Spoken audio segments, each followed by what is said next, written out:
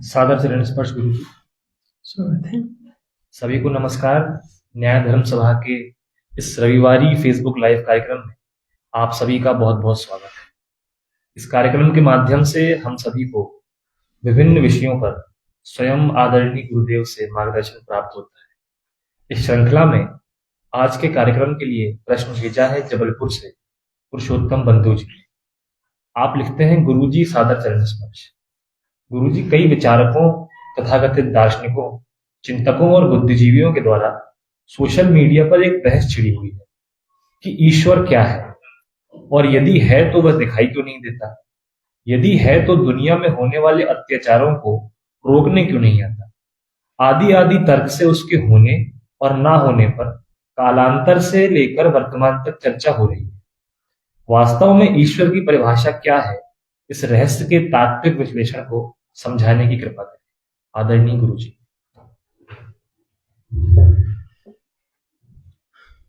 प्रश्न बहुत ही महत्वपूर्ण है। समसामयिक चर्चा ही नहीं, इस पे शाश्वत चर्चा होती रही है और होती रहेगी। ये ऐसा विषय है जिसके बिना मानवता जीवित नहीं रह सकती। मनुष्य को मनुष्य बनने के लिए ईश्वरीय मामले को निपटाना पड़ेगा। ये ऐसा उलझा हुआ विषय है जिसपे लोग हजारों वर्षों से चर्चा कर रहे हैं। आप ऐसा कह लें कि अनादिकाल से ही चर्चा कर रहे हैं और अनंत काल तक चर्चा करते रहेंगे, क्योंकि वास्तव में ये चर्चा का विषय ही नहीं है। जितनी इस पे चर्चा आयोजित की जा रही है वो ईश्वर से बचने के लिए।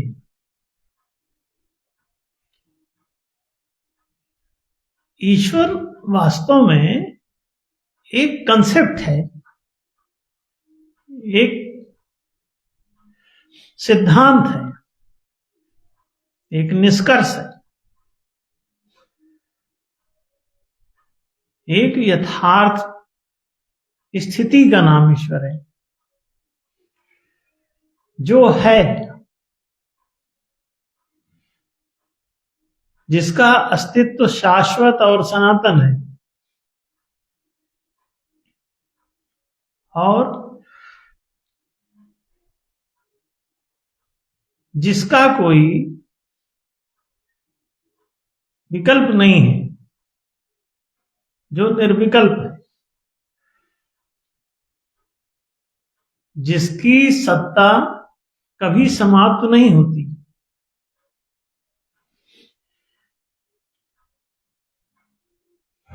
तो प्रश्न उसमें उठाया ही गया है कि तो वो मदद करने क्यों नहीं आता? इतनी तकलीफें हैं, इतने लोगों को सताया जा रहा है, इतना अन्याय हो रहा है, इतना धोखाधड़ी हो रही है, तो वो बचाने क्यों नहीं आता? तो इसे भी ठीक से समझ लें कि आपको इन शब्दों की समझ ही नहीं दी गई है। वास्तव में समझ लें तो समस्या हल हो जाए आपकी। ये जो ईश्वर शब्द है, ये जो भगवान शब्द है, आत्मा शब्द है या परमात्मा शब्द है, ब्रह्म शब्द है, परम ब्रह्म शब्द है,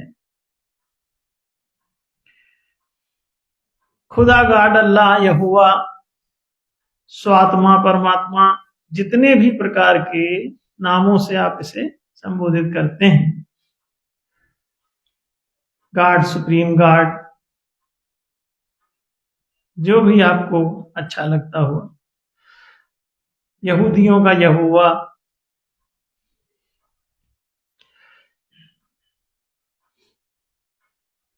इनमें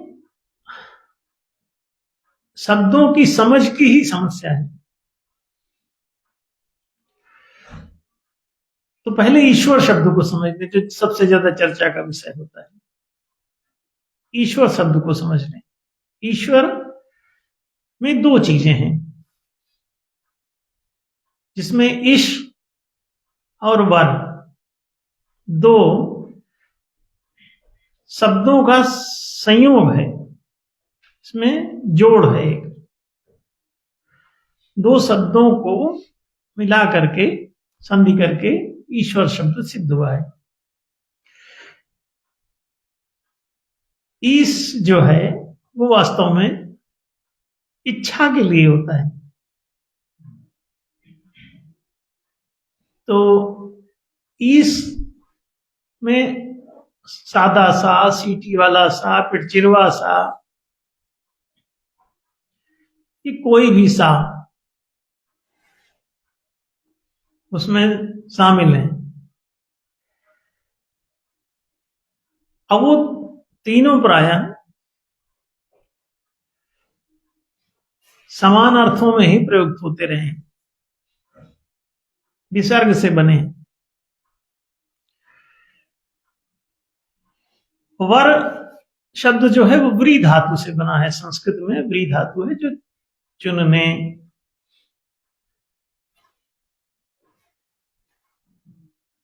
योग्य होने,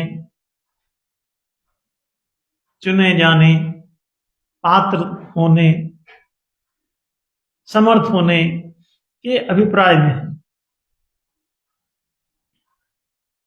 उसी से वरीयता क्रम बनता है। वरीयता सूची को भी मेरिट लिस्ट कहते हैं, तो व्री धातु से ही बना है। तो इच्छा के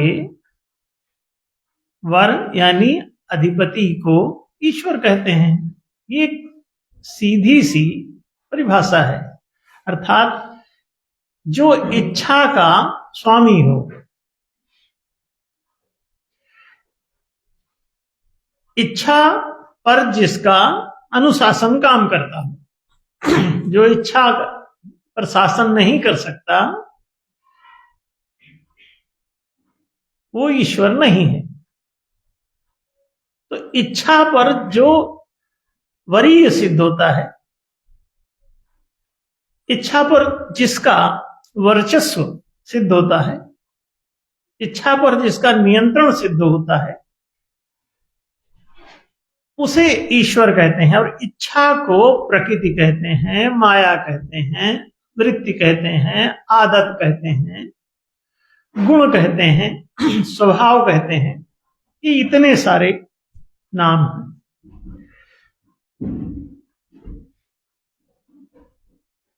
इच्छाओं का जो अधिपति है, इच्छाओं का जो स्वामी है, इच्छाओं का जो मालिक है, उसे ही ईश्वर कहा गया है।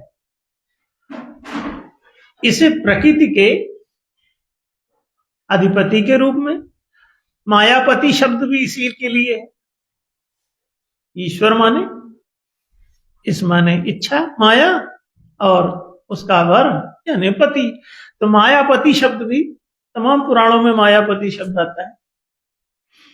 तमाम बहुत सारे लोगों के नाम भी मायापति मिल जाते हैं। माया नाम की तमाम महिलाएं मिल जाती हैं आज भी दुनिया में।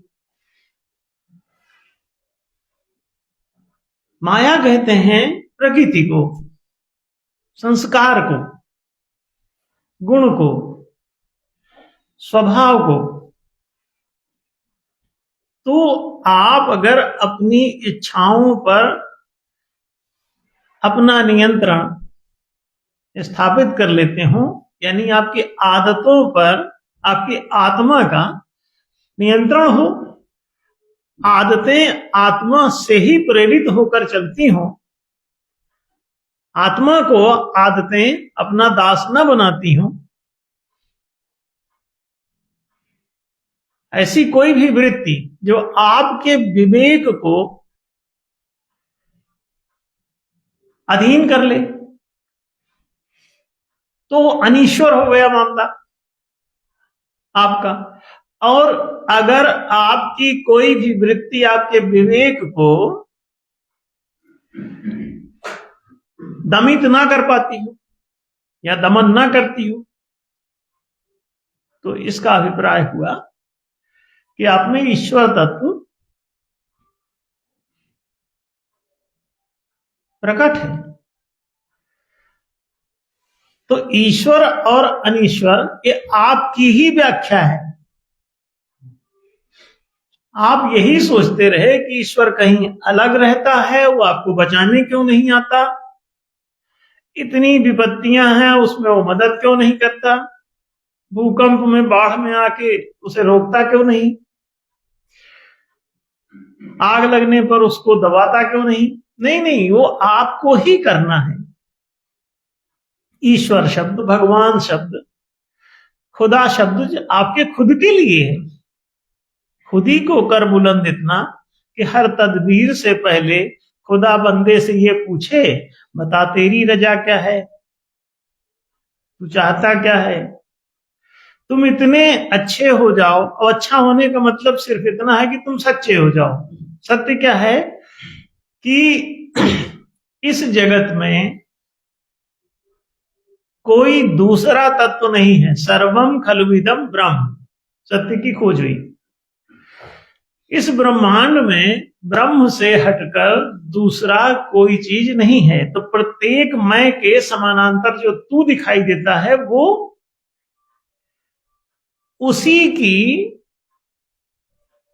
विस्तृति है, उसी का अंश विस्तार है। जैसे एक ही कांच की गोली को तोड़ के आप दो भाग कर दो। बच्चे खेलते रहते हैं, कांच की गोली आपने देखी, उसे तोड़ दो, दो भाग हो जाए। बायां भाग उसका स्त्री हो जाता है, दायां भाग पुरुष हो जाता है। इसीलिए स्त्री को वामा कहते हैं। वामा एक पत्रिका आती है महिलाओं की। पुरुष को दक्ष कहते हैं। राइट हैंड की तरफ, वो लेफ्ट हैंड की तरफ। वाम माने उल्टा। तो स्त्री का उल्टा पुरुष और पुरुष का उल्टा स्त्री। तो इच्छा और ईश्वर इसी प्रकार से है, जैसे स्त्री और पुरुष, माया और ब्रह्म। ईश्वर शब्द की नासमझी ने ही ईश्वर के डिस्कशन को जन्म दिया। ईश्वर पर विवाद उत्पन्न हुए। ऐसे ही भगवान शब्द है। भग कहते हैं प्रकृति को, वान कहते हैं उसके स्वामी को, मालिक को। भग जो प्रकृति है, जो स्वभाव है, जो इच्छा है, जो गुण है, जो संस्कार है, उसका जो स्वामी है, उसका जो मालिक। जैसे गाड़ी मान, गाड़ी का मालिक, तो भगवान माने भग का मालिक। भग से ही भाग्य शब्द बना है। भाग्य क्या है? जो संचित संस्कार हैं उसे, उसी को प्रारब्ध कहते हैं। भाग्य, प्रारब्ध माने पूर्वकृत, माने प्राकृत। तो पूर्वाभ्यास या प्रारब्ध ही आपका भाग्य होता है। ये सब तो शब्दों की जानकारी प्राय सभी लोगों को है ही, जो हिंदी जानते हैं या संस्कृत जानते हैं। और संस्कृत या हिंदी पढ़े बिना तुमको ज्ञान होगा भी नहीं, ये भी जान लो। तुमको किसी भी ज्ञान विज्ञान में उसके शिखर तक जाने के लिए इन समृद्ध भाषाओं की आवश्यकता है। पूरी दुनिया में समृद्ध अगर कोई भाषा है तो संस्कृत ही है। लेकिन संस्कृत में अभी वर्तमान भाषाओं को जन्म देने की जो उसकी महिमा है, वो संस्कृत के भीतर ही है, हो सकती है, दूसरे में हो भी नहीं सकती। और सभी अब तक की रिसर्च ये कहती हैं कि संस्कृत का अपभ्रष्ट रूप ही अंग्रेजी, उर्दू, मराठी, अरबी, कितनी भी भाषाएं हैं, सब वो संस्कृत के ही अपभ्रष्ट रूप हैं। दुनिया की सारी भाषाएं, आली, पाली, गुजराती, मैथिली, अवधी, मराठी, तमिल, तेलुगु, कन्नड़, बंगाली, असमी, सारी की सारी आप उनको देख लीजिए, सिर्फ उनका ग्रामर ही पढ़ लीजिए, भाषाओं को ही ध्यान से सुन पढ़ लीजिए, आप समझ जाएंगे कि संस्कृत का अपभ्रष्ट रूप है। संस्कृत पढ़ाई नहीं गई ठीक से, और पढ़ाई भी गई तो पढ़ नहीं पाए, क्योंकि संस्कृत के ग्रामर को लोगों ने टफ कर दिया था। टफ क्यों किया? हो सकता है कि ज्ञान विज्ञान छिपाने की दृष्टि से किया गया हो, या उनका कोई इरादा गलत रहा हो जिन लोगों ने इसको छिपाया। कोई नेक भी हो सकता है कि किसी नेक कारण से किसी ने अपने ढंग से नेक ही समझ के किया होगा, हो जाता है गलत रूप। तो जैसे भी हुआ, शिक्षा नहीं दी गई या ग्रामर को टफ कर दिया गया, इसलिए आप समझ नहीं पाए। तो ना ईश्वर शब्द को समझते हैं, ना भगवान शब्द को समझते हैं, क्योंकि आपको ग्रामर नहीं आती। इसी तरह से परमात्मा शब्द है, परमात्मा का भी मतलब होता है परम धन आत्मा। आत्मा अत धातु से बना हुआ है, अत कहते हैं, उसी से अथ शब्द बना है, अध शब्द बना है, आधार शब्द उसी से बनता है। आधारभूत माने जो फंडामेंटल, जो नींव है, जिस तत्व से सारा जगत रचा हुआ है, जिस रचना सामग्री से सारा जगत रचा हुआ है, उसे ब्रह्म तत्व कहते हैं, परम तत्व कहते हैं। परम माने जिसके परे कुछ ना हो,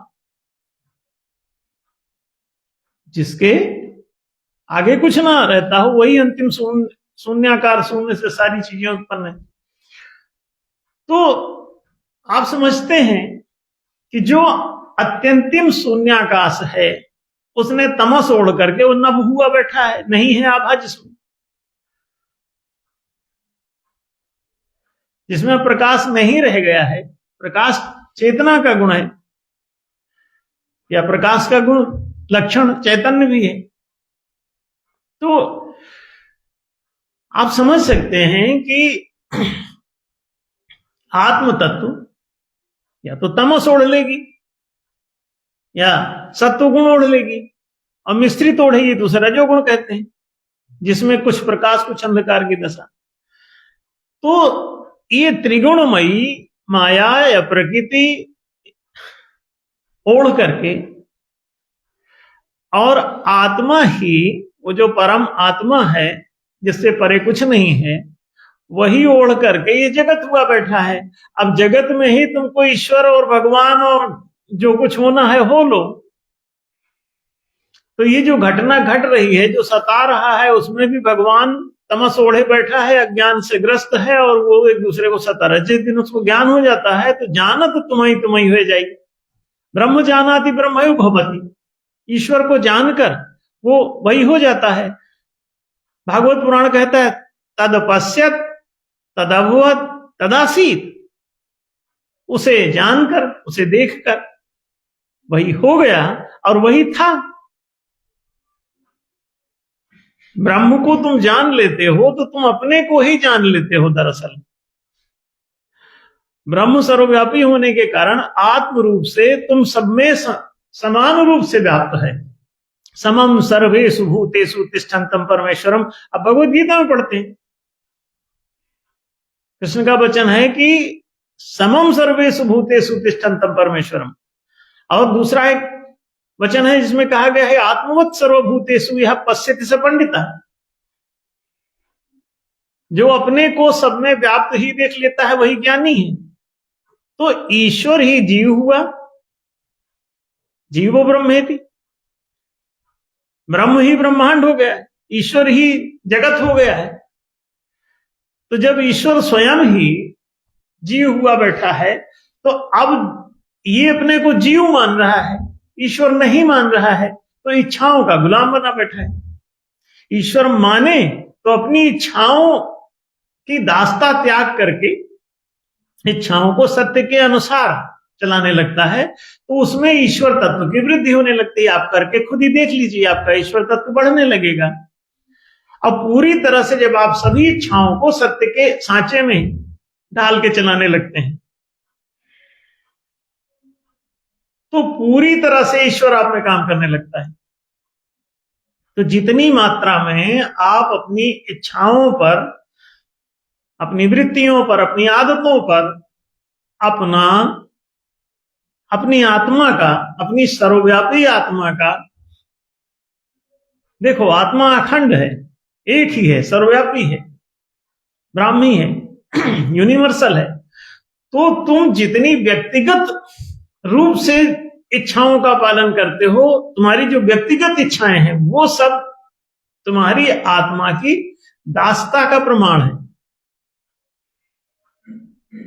उन इच्छाओं का जो तुम पालन करते हो तो दास तुल्य रहते हो, और ऐसी इच्छाएं जो सर्वहितकारी हो उनका आप पालन करिए, आप दास तुल्य नहीं रहेंगे, आप इच्छाओं के मालिक की भांति हो जाएंगे, तो सदेच्छा हो जाएगी। जैसे ही आप अपने स्व और सर्व के अंतराल को समझ लेते हैं तो स्व जीव है और सर्व ब्रह्म है। आत्म रूप से यदि आप सर्वव्यापी ही हैं, आप ही से सारा तत्व बना हुआ है, तो आप दूसरे से झगड़ा छोड़ दीजिए, दूसरे से लड़ना छोड़ दीजिए। हिंदू मुस्लिम सिख ईसाई जैन बौद्ध पारसी भाई का नाटक बंद करिए, अपने आप सामान्य रहना सीखिए।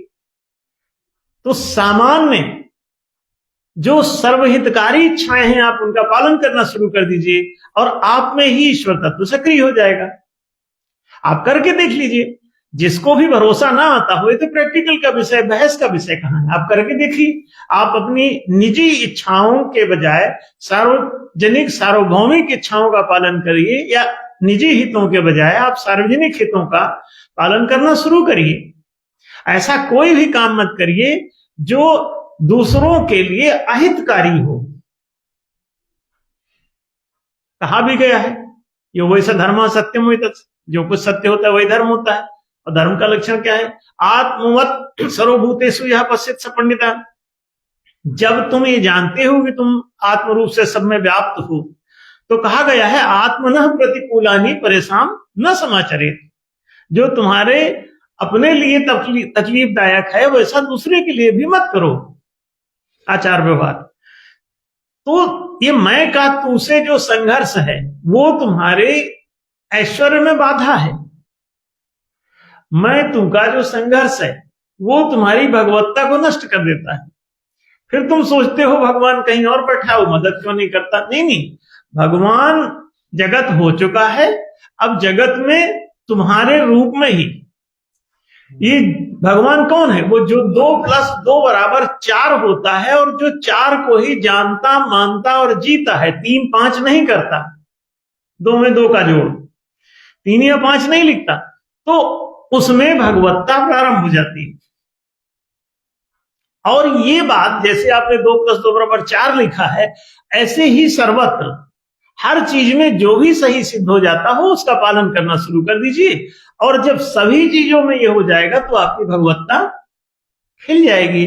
फिर आप कहेंगे लेकिन भगवान वाली सामर्थ्य, हाँ, भगवान वाली सामर्थ्य भी आपकी जब ये बात पूर्णता से सिद्ध हो जाएगी तो वो काम करने लगेगी। अब इसको आप विस्तृत करते चले जाइए। जितनी मात्रा में आप इसमें बढ़ते चले जाएंगे उतनी मात्रा में आपकी भागवत सामर्थ्य, ब्रह्म सामर्थ्य, ईश्वरीय सामर्थ्य भी काम करने लगेगी। आपको शक्ति की खोज नहीं करनी पड़ेगी। सामर्थ्य, काला जादू, तंत्र मंत्र, टोना टोटका की आपको जरूरत नहीं रह जाएगी यदि आप सत्य का पालन करते हैं। तो सत्य का अनुसरण करने पर आपका आचार सदाचार हो जाता है और आपका व्यवहार सदव्यवहार हो जाता है। अपने सदाचार और सदव्यवहार का पालन करिए तो ये सात्विक हो जाएंगे आप। असत्य ही शाश्वत और सनातन धर्म है। यो वैसा धर्म सत्यम वै तत्, उपनिषद कहता है। और उपनिषद शब्द में भी यही बात है। उप धननी धन सत, माने सत्य की ओर ले जाने वाला ग्रंथ अर्थात उपनिषद। तो उपनिषद जो ग्रंथ हैं, धर्म ग्रंथ हैं, मौलिक सनातन धर्म के सर्वोच्च ग्रंथ हैं। कुछ लोग सोचते हैं कि चारों वेद मौलिक ग्रंथ हैं। नहीं, चारों वेद का धर्म से कोई लेना ही देना नहीं है। चारों वेद जो वो वेद मंत्र संहिताएं हैं, वो वास्तव में वो देव मंत्र संहिताएं हैं। उसको वेद मंत्र संहिताएं वेद कह के उनको कहा गया है कि विद्याएं आधिदैवत विद्याएं हैं, इसलिए उनको विद धातु से वेद कह दिया गया है। तो विद्याएं माने होता है टेक्निक्स। तो वेद शब्द जो है वहां टेक्निक के लिए है। विज्ञान जो है ना वो तकनीकी बातों का, और इसमें मांत्रिक तकनीकी है। उसमें वेदों में मंत्रों की संहिताएं हैं, उसमें कोई ज्ञान नहीं है, उसमें अधिदैवत विज्ञान मात्र है। उसमें सत्य के ज्ञान से उसका कोई लेना देना नहीं। उपनिषदों का संबंध है। उपनिषदों में आप दर्शन पाते हैं, अध्यात्म विद्या भी पाते हैं, उसमें योगा भी है, उसमें सब कुछ है। जो उपनिषद है वो 100 से अधिक उपनिषदों का एक मंच है पूरा, उनमें ये बातें आपको मिलेंगी। तो उन उपनिषदों में इतना कूड़ा करकट भर लिया है कि वो अब खुद भी पढ़ के नहीं समझ पा रहे हैं हिंदू लोग। तो ये अपनी दुर्गति खुद करते हैं लोग। गीता को भ्रष्ट कर दिया, रामायण को भ्रष्ट कर दिया, महाभारत को भ्रष्ट कर दिया, स्मृतियों को भ्रष्ट कर दिया। सत्य के अनुकूल ये सब चीजें लिखी गई थी, उनको भ्रष्ट करते करते अपने अपने अहंकार की पूजा लिख डाली। तुलसी ने लिखा था 500 साल पहले, देखिए रामचरितमानस में लिखते हैं, कलिमल ग्रसे धर्म सब अलुप्त भये सदग्रंथ, दम्भिन निज मति कल्पी करी प्रकट किए बहुपंथ। तो इसे आप भली भांति समझ लें कि लोग वास्तव में ईश्वर पर बहस इसलिए करते हैं क्योंकि वो ईश्वर से बच सकें। ईश्वर को कहा गया है वो सत्य है, सत्य एक सिद्धांत है। इसीलिए कहा गया कि तुम सत्य का अनुसरण करो। सत्य सनातन धर्म की जय पूरे भारत में लगाया जाता है नारा। सत्य ही शाश्वत और सनातन है, तो दूसरा कोई सनातन धर्म हो ही नहीं सकता सत्य के अतिरिक्त। धर्म न दूसर सत्य समाना, आगम निगम पुराण मखाना, ये आप उसमें रामचरितमानस में ही पढ़ते हैं। सत्य सर्वम प्रतिष्ठितम, ये सारे उपनिषदीय वाक्य हैं। सत्यम ब्रह्म उपनिषदीय वाक्य है। और यो वैसे धर्म सत्यम वही तत्, ये भी उपनिषद का वाक्य है कि जो कुछ भी सत्य होता है केवल वही धर्म होता है, वही धारण करने योग्य है। धारण करने में योग्य मार्ग को ही धर्म कहते हैं। तो ये तो सीधी सीधी बातें हैं, इसमें कोई समस्या ही नहीं है। आप चर्चा और बहस विवाद ईश्वर या भगवान शब्द पर इसलिए करते हैं ताकि आप उसके यथार्थ से बच सकें, और ये उलझा हुआ रखना चाहते हैं कि कहीं ये बात समझ में ना आ जाए किसी को। और वो जितने चर्चा कर रहे थे उनको अगर बता भी दिया, अभी हम बता तो रहे हैं, उनमें से कोई हमसे संपर्क ना करेगा। हम पूरा खुला बता रहे हैं, इसका कोई वो कार्ड भी नहीं है उनके पास कि इसको गलत साबित कर सकें। वो इतने मूर्ख हैं चर्चा करने वाले कि वो भाषा के शब्दों को भी नहीं जानते हैं, क्योंकि ग्रामर नहीं पढ़े, मेहनत लगती है, परिश्रम लगता है। एक कोई संस्कृत का ग्रामर पढ़ लेता है तो हिंदी की नहीं पढ़ता, अंग्रेजी की नहीं पढ़ता। हाँ, और इन सब शब्दों का प्रचलन है खूब। तो जब तक तुम ठीक से भाषाविद ना हो जाओ अच्छे से, तब तक तुमको कुछ पता भी नहीं चलता। फिर उसके बाद उस भाषा को पढ़ लेने से भी नहीं कि आप जो है स्कूटर बना लिए हैं तो आप के पैर में छाले नहीं पड़ेंगे। स्कूटर पे चलोगे तब पैर में छाले नहीं पड़ेंगे, बना के रखे रहने से भी नहीं होगा कि आप बहुत अच्छा ग्रंथ जो है आपके पास है और आप जो है आप ज्ञानी हो गए। नहीं, ग्रंथ होने से ज्ञानी नहीं होते। पढ़ो, किताब लेके जाओ, टीचरों से पढ़ो। तद विधि प्रणिपातेन परिप्रश्नेन सेवया और उपदेक्षन्ति ते ज्ञानम ज्ञानेन तत्त्वदर्शिना। आप ईश्वरीय ज्ञान को, आप सत्य के ज्ञान को जानना समझना चाहते हैं तो राम की तरह निकलिए, बाहर जाइए, हरिद्वार, काशी, मथुरा, प्रयाग, ऋषिकेश, अब भागिए, दौड़िए, जिन खो जाते हैं पाइया, गहरे पानी पेट। अब तू पूरा डूबन डरा तो रहा किनारे बैठ।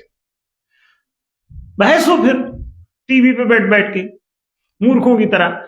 और जो बात तुमको पता चल भी जाए तो तुम्हारा ईमान नहीं है, कोई बता भी दे कि ईश्वर ये है, भगवान ये है, तुम देखो इसको समझ लो, तो तुम्हारी औकात नहीं है कि तुम उसे झेल सको, तुम उसे स्वीकार कर सको। क्यों?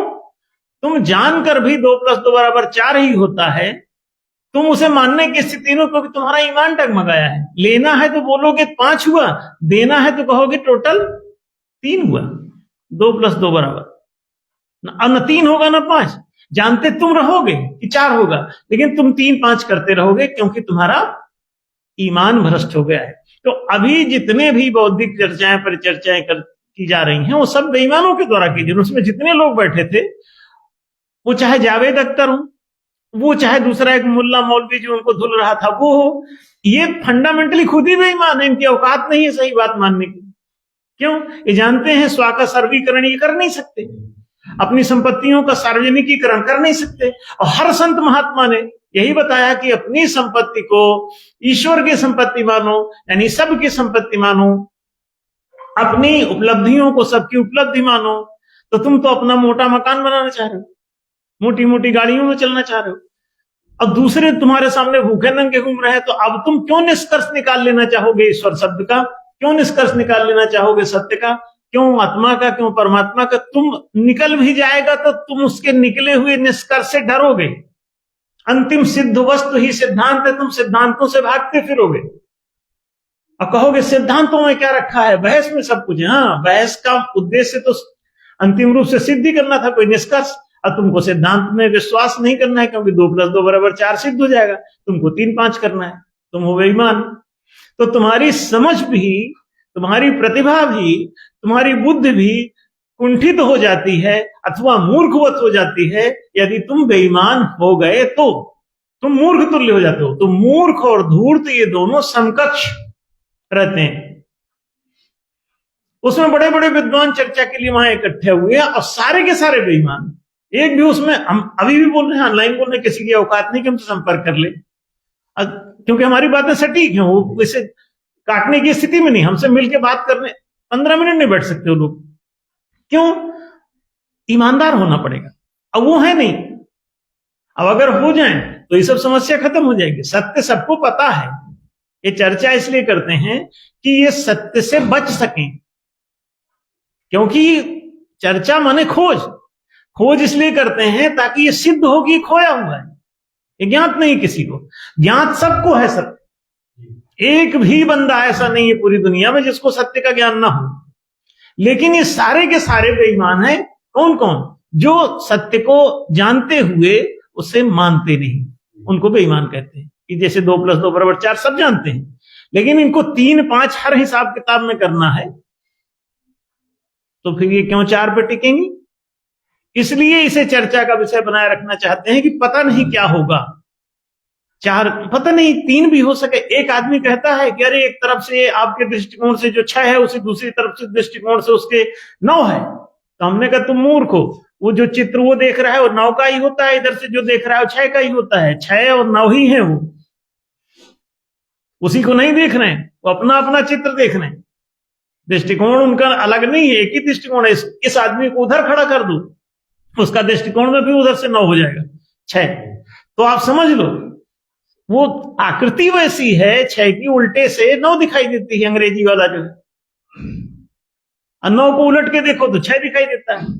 तो दृष्टिकोण कहां अलग है? दृष्टिकोण दोनों का एक है। तुमको इल्यूसिव बात कर रहा है बदमाश आदमी। जितने चर्चालु हैं ये बहुत ही धूर्त हैं, तो इनकी उस झमेले में न फंसे। टीवी पे बैठे सारे चोर उचक्के दुनिया भर के, और बहसते इसलिए हैं ताकि ये सत्य से बच सकें।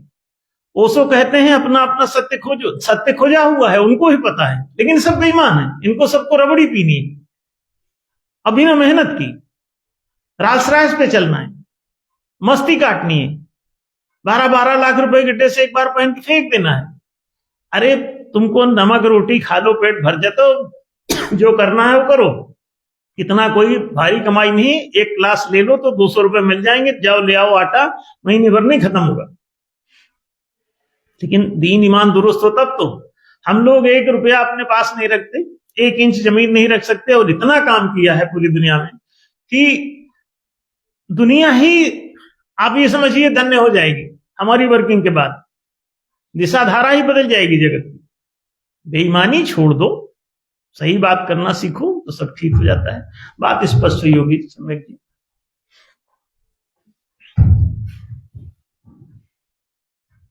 आपका बहुत बहुत धन्यवाद गुरु जी। आपने एक ऐसे विषय को हम सभी के समक्ष साफ किया जिस पर कि पिछले हजारों वर्षों से बहस मुबाहिसे चल रहे हैं, लेकिन कोई भी निष्कर्षित बात निकल के नहीं आ पाई। और आपके मार्गदर्शन के बगैर ये कहना कोई अतिशयोक्ति ना होगा कि आने वाले अनंत काल तक भी इस प्रश्न का कोई उत्तर आ नहीं पाएगा और बहसें इस तरह ही चलती रहेंगी। दर्शकों, ये वीडियो बहुत महत्वपूर्ण है और जन जन के लिए बहुत उपयोगी है। तो आप सभी से अपील यही है कि इसको अधिक से अधिक मात्रा में शेयर करें। हम आपके समक्ष फिर उपस्थित होंगे अगले रविवार एक नए प्रश्न के साथ। तब तक के लिए सभी को प्रणाम। शुभ रात्रि। ओम तत्सत।